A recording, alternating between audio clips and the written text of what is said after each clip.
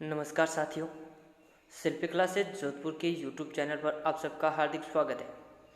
दोस्तों, मैं लक्ष्मण सुतार आज फिर से मैं आपके लिए लेकर आया हूँ राजस्थान भूगोल से संबंधित टॉप 30 महत्वपूर्ण प्रश्नोत्तर। दोस्तों, आज का जो अपना चैप्टर है ये है राजस्थान के भौतिक भाग। जो हमने प्रैक्टिस सेट 04 लिया था, ठीक है, 04 लिया था, वो भी आपका राजस्थान के भौतिक भाग से संबंधित था। और ये आज का प्रैक्टिस सेट है 05, ये भी आपके राजस्थान के भौतिक भाग से संबंधित है। तो दोस्तों, अब तक हमने राजस्थान भूगोल के 4 प्रैक्टिस सेट देखे हैं।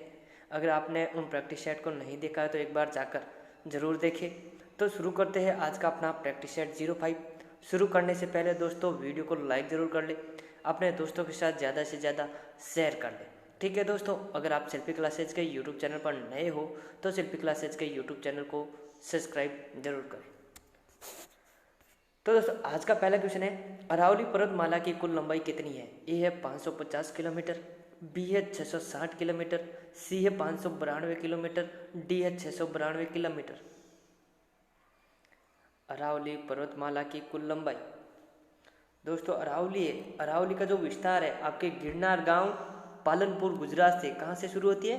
गिरनार गांव पालनपुर गुजरात से लेकर रायसीना हिल्स, जहाँ पर राष्ट्रपति भवन बना हुआ है, वहाँ तक फैली हुई है दोस्तों। ठीक है, जो कि आपके गुजरात, राजस्थान और आपके दिल्ली तक फैली हुई है। और दोस्तों, अरावली पर्वतमाला की जो कुल लंबाई है वो है आपके 692 किलोमीटर, यानी कि ऑप्शन डी राइट आंसर होगा इसका आंसर। कितनी है? 692 किलोमीटर है। और जो अरावली पर्वतमाला की राजस्थान में लंबाई है दोस्तों वो है आपके 550 किलोमीटर। कितनी?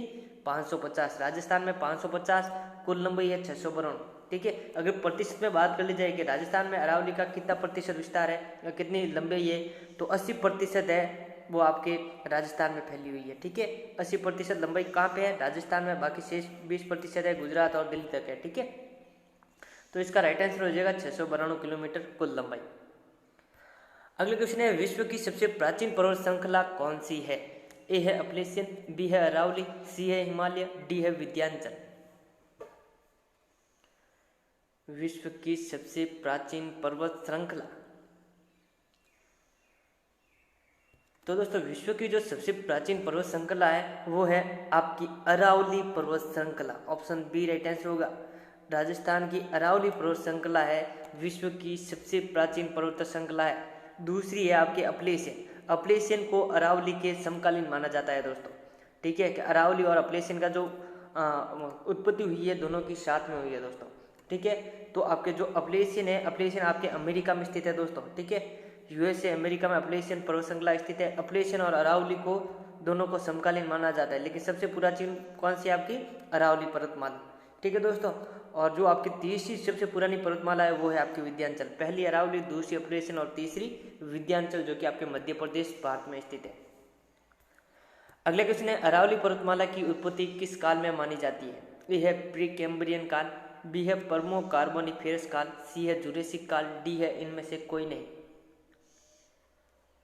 अरावली पर्वतमाला की उत्पत्ति मानी जाती है, तो दोस्तों अरावली पर्वतमाला की जो उत्पत्ति मानी जाती है वो मानी जाती है आपके प्री कैम्ब्रियन कल्प काल में। कौन से काल में? प्री कैम्ब्रियन कल्प काल में, यानी कि इसका राइट आंसर हो जाएगा ए। ठीक है दोस्तों, इसके अलावा जो आपके पर्मो कार्बोनिफेरस काल है, इस काल के आपके हिमानी अवक्षेप, हिमानी निक्षेप या अवक्षेप कह सकते हो, हिमानी निक्षेप प्राप्त हुए आपके बाप जो कि आपके जोधपुर में स्थित है। ठीक है, बाप जोधपुर से पर्मो कार्बोनिफेरस काल के बर्फ के अवशेष या हिमानी निक्षेप प्राप्त हुए हैं। ठीक है दोस्तों, इसके अलावा आपके दोस्तों जुरेसिक काल के जीवाश्म, लकड़ी के जीवाश्म मिले हैं आपके जैसलमेर से। जैसलमेर में आकलवुड फॉसिल पार्क स्थित है, वहां से जुरेसिक काल के लकड़ी के जीवाश्म मिले हैं। ठीक है, तो ये याद रखना। अगले क्वेश्चन है, अरावली की औसत ऊंचाई कितनी है? ए है 1722 किलोमीटर, ठीक है, या ऐसे कह सकते हैं 1722 मीटर, बी है 692 किलोमीटर, सी है 930 मीटर, डी है 1055 मीटर। अरावली की औसत ऊंचाई दोस्तों, औसत ऊंचाई का मतलब होती है जो अरावली की कहीं छोटी या ज़्यादा ऊंची है, कहीं ज़्यादा नीचे है, कहीं ऊपर है नीचे, तो उनका औसत निकाल के जो ऊंचाई होती है वो आपकी औसत ऊंचाई होती है। ठीक है, तो दोस्तों अरावली की जो औसत ऊंचाई है वो है आपके 930 मीटर। ऑप्शन सी राइट आंसर होगा। अरावली की जो औसत ऊंचाई है 930 मीटर है। कुल लंबाई है अरावली की वो है आपके 692 किलोमीटर। राजस्थान में कितनी है अरावली की लंबाई, तो वो है आपके 550 किलोमीटर, जो कि कुल लंबाई की 80% राजस्थान में है। ठीक है दोस्तों, इसके अलावा दोस्तों आज जो 1722 किलोमीटर है ये आपके गुरु शिखर की ऊंचाई है। ठीक है, तो अरावली की औसत ऊंचाई कितनी होगी, 930 मीटर। अगला क्वेश्चन है, राजस्थान की दूसरी सबसे ऊंची चोटी कौन सी है, ए गुरु शिखर, बी दिलवाड़ा, सी जरगा, डी शेर। राजस्थान की दूसरी सबसे ऊंची चोटी, दोस्तों राजस्थान की जो सबसे पहली ऊंची चोटी है वो तो आपके गुरु शिखर, जो कि आपके सिरोही में स्थित है, जिसकी ऊंचाई आपके 1722 या कहीं 1727 दे रखा है। ठीक है, 1722 मीटर है। और यहाँ पे पूछा है राजस्थान की दूसरी सबसे ऊंची चोटी, तो दोस्तों राजस्थान की जो दूसरी सबसे ऊंची चोटी है वो है शेर। ऑप्शन डी राइट आंसर होगा दोस्तों। शेर है जो राजस्थान की दूसरी सबसे ऊंची चोटी है। इसकी जो लंबाई है, ठीक है इसकी जो ऊंचाई है वो है आपके 1597 मीटर। कितनी है, 1597 मीटर ऊंचाई है। इसके अलावा जो राजस्थान की तीसरी सबसे ऊंची चोटी है वो है दिलवाड़ा। कौन सी है, दिलवाड़ा भी आपके सिरोही में है, गुरु शिखर भी सिरोही में है और शेर भी सिरोही में है। जरगा है, ये जरगा चोटी आपके उदयपुर में स्थित है। अगले क्वेश्चन है, अरावली की चोटियों की ऊंचाइयों के संदर्भ में कौन सा कथन सही है, ए दिलवाड़ा गुरु शिखर शेर, बी है जरगा दिलवाड़ा धोनिया, सी है गुरु शिखर दिलवाड़ा शेर, डी है शेर दिलवाड़ा जरगा।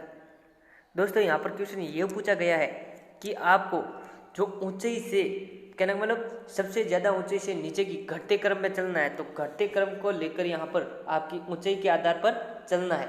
सबसे पहले आपको सबसे ऊंची चोटी का नाम, फिर उसके बाद दूसरी चोटी, तीसरी चोटी, ऐसे करके संदर्भ में कौन सा कथन सही है बताना है। तो दोस्तों इसका राइट आंसर हो जाएगा अरावली की चोटियों की ऊंचाई के संदर्भ में। तो दोस्तों अभी मैंने बताया था राजस्थान की जो सबसे ऊंची चोटी तो गुरु शिखर है, लेकिन दूसरी सबसे ऊंची चोटी शेर है। देखो यहाँ पर शेर पीछे आ रखा है, लेकिन ये राइट नहीं है।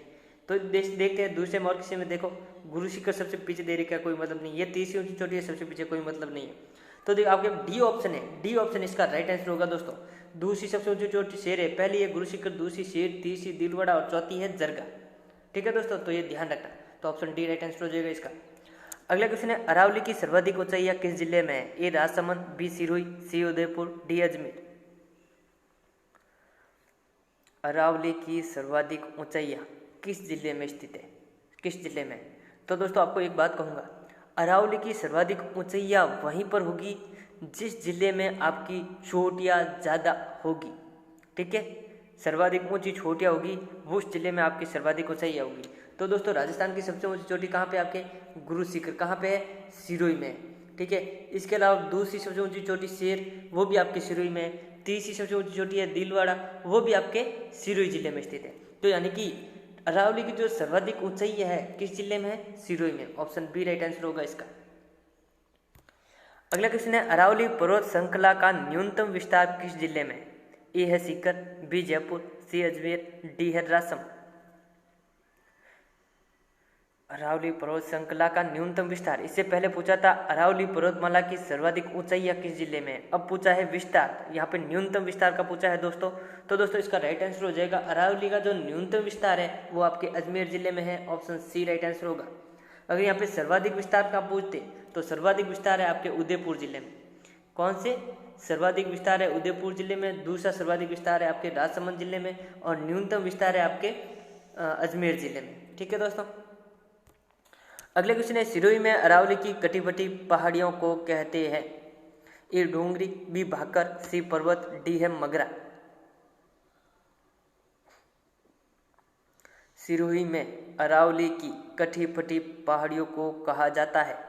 तो दोस्तों वहाँ की जो स्थानीय भाषा है, वहाँ की स्थानीय भाषा में अरावली की जो कटी-फटी पहाड़ी है उनको भाकर कहा जाता है। क्या कहा जाता है, भाकर या भाकर। ठीक है, तो ऑप्शन बी राइट आंसर होगा। दोस्तों जिस पर्वत के पीछे डूंगरी लगा हो वो आपके जयपुर में स्थित होगा। ठीक है, डूंगरी जैसे आपकी बीजक की डूंगरी, भीम डूंगरी, मोती डूंगरी, गणेश डूंगरी, ये आपकी सारी जयपुर में स्थित है। ठीक है, तो और जिस पर्वत के पीछे मगरा मगरी लगा हो वो आपके उदयपुर में। ठीक है, जैसे आपके मोती मगरा है, मछली मगरा है। ठीक है, तो ये आपके उदयपुर में स्थित है। अगला क्वेश्चन है, जसवंतपुरा की पहाड़ियाँ किस जिले में स्थित है, ए जयपुर, बी सिरोही, सी जालोर, डी उदयपुर। जसवंतपुरा की पहाड़ियाँ जसवंतपुरा की पहाड़ियाँ दोस्तों आपके जालोर जिले में स्थित है। ऑप्शन सी राइट आंसर होगा। जसवंतपुरा की पहाड़ियाँ कहाँ पे स्थित है? जालोर में। अगला क्वेश्चन है, कुकरा की पहाड़ियाँ किस जिले में स्थित है? ए अलवर, बी अजमेर, सी है जोधपुर और डी है राजसमंद। कुकरा की पहाड़ियाँ, तो दोस्तों इसका राइट आंसर हो जाएगा अजमेर। कुकरा की पहाड़ियाँ आपके अजमेर जिले में स्थित है। इसके अलावा आपके तारागढ़ चोटी अजमेर जिले में स्थित है। टॉडगढ़ चोटी, कौन सी? टॉडगढ़ भी आपके अजमेर जिले में। दोस्तों टॉडगढ़ को आपके अजमेर जिले का हिल स्टेशन कहा जाता है, ठीक है। एग्जाम में पूछा गया क्वेश्चन है दोस्तों, अजमेर के किस गांव को राजस्थान अजमेर का हिल स्टेशन कहा जाता है? तो वो है आपका टॉडगढ़, ठीक है। टॉडगढ़ को आपके मोरमजी कहते हैं। क्या कहते हैं? मोरमजी। तो कभी कभी पूछा जाता है मोरमजी चोटी किस जिले में स्थित है? तो मोरमजी टॉडगढ़ एक ही है, ठीक है। तो मोरमजी अजमेर जिले में स्थित है। तो कुकरा की पहाड़ियाँ किस जिले में स्थित है? Ajmer. Option B right answer होगा। अगला क्वेश्चन है, सिवाना से नकोड़ा के मध्य कौन सी पहाड़ियों का विस्तार है? ए जसवंतपुरा की पहाड़ियाँ, बी है गिरवा की पहाड़ियाँ, सी है गोगुंदा की पहाड़ियाँ, डी है चप्पन की पहाड़ियाँ। सिवाना से नकोड़ा बाड़मेर के मध्य कौन सी पहाड़ियों का विस्तार है? तो दोस्तों इसका राइट आंसर हो जाएगा छप्पन की पहाड़ियाँ, ठीक है। छप्पन की पहाड़ियों का विस्तार है आपके सिवाना से नकोड़ा, जो कि बाड़मेर के मध्य में फैली हुई है। ऑप्शन डी राइट आंसर होगा। छप्पन की पहाड़ियाँ दोस्तों आपके गोलाकार में, किस आकार में है? गोलाकार आकार में। कौन सी पहाड़ियाँ है? तो वो है छप्पन की पहाड़ियाँ। दोस्तों छप्पन की पहाड़ियों की जो प्रसिद्ध पहाड़ी है, छप्पन की पहाड़ियों में प्रसिद्ध पहाड़ी है वो है आपके पीपलूद की पहाड़ियाँ। कौन सी? पीपलूद की पहाड़ियाँ कहाँ पे स्थित है? छप्पन की पहाड़ियों में, जो कि आपके सिवाना से नकोड़ा के मध्य स्थित है। तो दोस्तों राजस्थान जो आपके पीपलूद की पहाड़ियों को आपके राजस्थान का लघु माउंट आबू कहा जाता है। पीपलूद की पहाड़ियों को राजस्थान का लघु माउंट आबू कहा जाता है। इंपॉर्टेंट है दोस्तों, ठीक है। राजस्थान का लघु माउंट आबू किसे कहा जाता है? पीपलूद की पहाड़ियों को। पीपलूद की पहाड़ियाँ कहाँ पे स्थित है? छप्पन की पहाड़ियाँ कहाँ पे स्थित है? सिवाना से नकोड़ा बाड़मेर के मध्य, ठीक है, गोलाकार आकार में स्थित। तो इसका राइट आंसर डी हो जाएगा। अगला क्वेश्चन है, निम्न में से कौन सी पहाड़ी या पर्वत जयपुर में स्थित नहीं है? ए है बाबई पहाड़ी, बी है बबई पहाड़ी, सी है गणेश डूंगरी, डी है भीम डूंगरी। दोस्तों थोड़ी देर पहले मैंने बताया था, जिस पर्वत के पीछे आपके डूंगरी लगा हुआ हो, क्या लगा हुआ? डूंगरी, तो वो आपके जयपुर में होगा। तो दोस्तों यहाँ पे देखिए, गणेश डूंगरी और भीम डूंगरी ये आपके जयपुर में स्थित है, ठीक है। जिनके पीछे डूंगरी शब्द लगा हो वो आपके जयपुर में स्थित है। अब आपके पास दो ऑप्शन बचे हैं, बबई पहाड़ी और एक है बबई पहाड़ी। तो इनमें से पता करना है कौन सी जयपुर में स्थित नहीं है।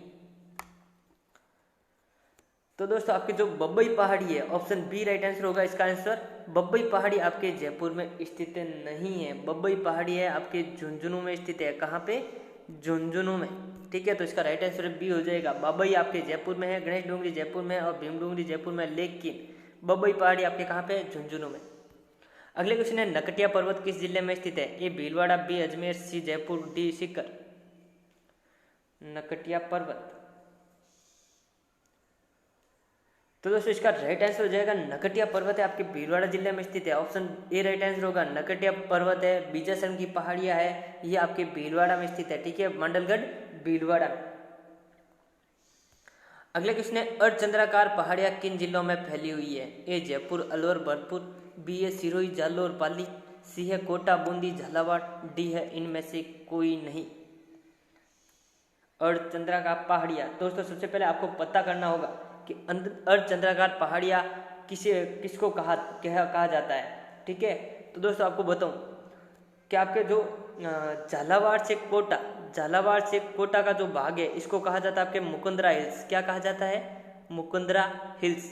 और कोटा से जो बूंदी तक का भाग है, यहाँ तक की पहाड़ियाँ और है, तो इस पूरे भाग को देखो आपके अर्धचंद्राकार कहा जाता है, जो कि आपके झालावाड़, कोटा और बूंदी, या फिर ऐसे कैसे कोटा, बूंदी, झालावाड़ की जो अर्धचंद्राकार पहाड़ियाँ है, ठीक है, तो इसको आपके अर्धचंद्राकार पहाड़ियाँ कहा जाता है, जिसमें आपके मुकुंदरा हिल्स भी शामिल। तो इसका राइट आंसर हो जाएगा सी। अर्धचंद्राकार पहाड़ियाँ किन जिलों में फैली हुई है? कोटा, बूंदी, झालावाड़। अगला क्वेश्चन है, कमलनाथ चोटी किस जिले में स्थित है? ए सिरोही, बी जालोर, सी उदयपुर, डी है राजसमंद। कमलनाथ चोटी,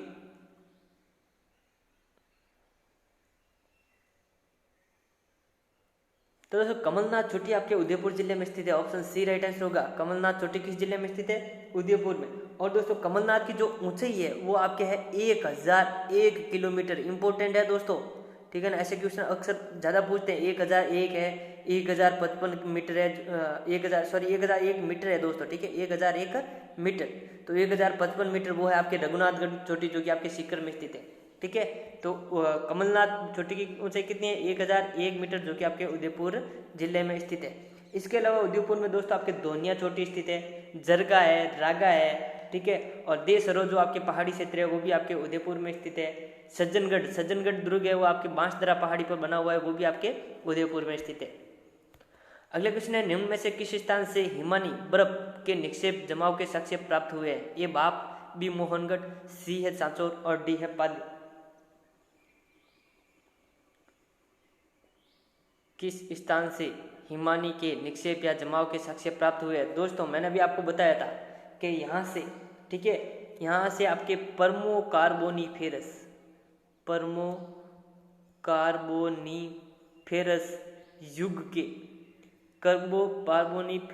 युग के हिमानी बर्फ के जमाव के साक्ष्य प्राप्त हुए हैं। कहाँ से हुए हैं?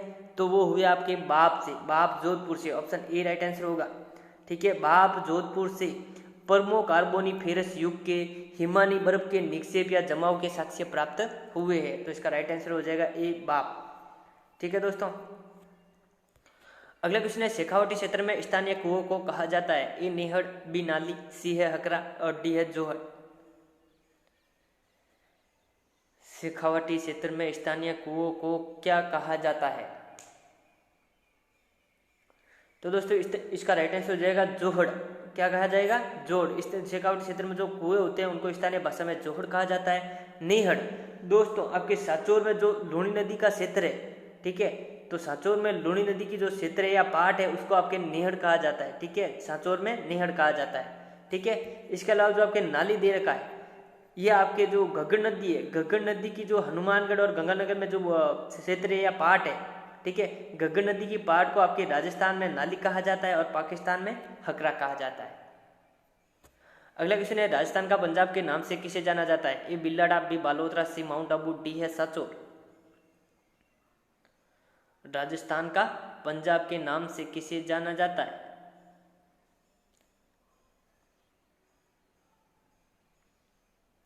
राजस्थान का पंजाब, तो दोस्तों राजस्थान का पंजाब कहा जाता है आपके सांचौर को, जो कि आपके जालोर में स्थित है। ऑप्शन डी राइट आंसर होगा। सांचौर जालोर को आपके राजस्थान का पंजाब कहा जाता है। सांचौर जालोर में दोस्तों आपके कैलोरियों की ढाणी प्रसिद्ध है। किस लिए प्रसिद्ध है? क्योंकि यहाँ पर गोगा जी की सबसे प्रसिद्ध ऑलरेडी स्थित है। कहाँ पर? कैलोरियों की ढाणी सांचौर। इसके अलावा दोस्तों सांचौर जालोर में आपके लूणी नदी के क्षेत्र को नेहड़ या नेड़ा कहा जाता है। अभी हमने पढ़ा था नेहड़ या नेड़ा, ठीक है। तो राजस्थान का पंजाब किसे कहते हैं? सांचौर जालोर को। अगले क्वेश्चन है, कौन से बालू का स्तूप हमादा क्षेत्र में सर्वाधिक बनते हैं? ए तारानुमा, बी है पैराबोलिक, सी है अर्धचंद्राकार, डी है अनुप्रस्थाकार। दोस्तों हमादा क्षेत्र क्या होता है? हमादा एक पथरीला क्षेत्र होता है। कैसा? पथरीला क्षेत्र। हमादा क्षेत्र पथरीला क्षेत्र। तो दोस्तों आपके जो जैसलमेर है, ठीक है, इधर ये बाड़मेर है और ये जोधपुर का हिस्सा है। तो जैसलमेर, बाड़मेर और जोधपुर के जो आपस में मिलता है स्थान, यहाँ पर आपके हमादा क्षेत्र पाया जाता है। हमादा क्षेत्र का सर्वाधिक विस्तार है आपके जैसलमेर जिले में है दोस्तों, ठीक है, और उसके बाद बाड़मेर में, उसके बाद जोधपुर में, ठीक है। तो पथरीला क्षेत्र है वो आपके हमादा क्षेत्र कहलाता है, जो कि कुल मरुस्थल का आपके 41.5% पर हमादा क्षेत्र फैला हुआ है और 58.5% पर आपके जो मरुस्थल, जिसे कहते हैं आपके बालू का स्तूप युक्त क्षेत्र। हमादा होता है आपके बालू का स्तूप मुक्त क्षेत्र, ठीक है। तो समझ में आ गया? तो दोस्तों हमादा क्षेत्र में सर्वाधिक बनते हैं कौन से बालू का स्तूप? तो इसका राइट आंसर हो जाएगा तारानुमा बालू का स्तूप। तारानुमा इस तरीके से होते हैं दोस्तों आपके, ये इस तरीके से बनते हैं, ठीक है। ये ऐसे यहाँ पे टिल्ली हो जाती है, इधर से हवा आती है, इधर से हवा आती है, इधर से हवा आती है, इधर से हवा आती है और ये रेत को उठा के साइड में डाल देती है। तो तारानुमा आपके बनते हैं दोस्तों, ठीक है ना। तो तारानुमा बालू का स्तूप कहाँ पे बनते हैं आपके सर्वाधिक? तो सर्वाधिक आपके बनते हैं हमादा क्षेत्र में। हमादा क्षेत्र में किस जिले में? तो वो हमादा क्षेत्र ज़्यादा है आपके जैसलमेर जिले में, ठीक है। अगला क्वेश्चन है अति आर्द्र जलवायु किस क्षेत्र में पाई जाती है? ए मरुस्थलीय क्षेत्र, बी है अरावली पर्वतमाला, सी है मैदानी भाग, डी है हाड़ौती का पठार।